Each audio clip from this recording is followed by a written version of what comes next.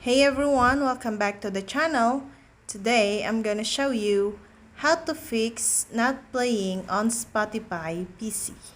So first, close the app and clear it from the recent menu as well. The second option, go to the settings, click on it, and click on apps. Now search for Spotify. Scroll down and look for storage. Click on that. Now clear the data and clear cache. Then click OK. If this is not working, the third option, go to Play Store and update the Spotify app. Then open it.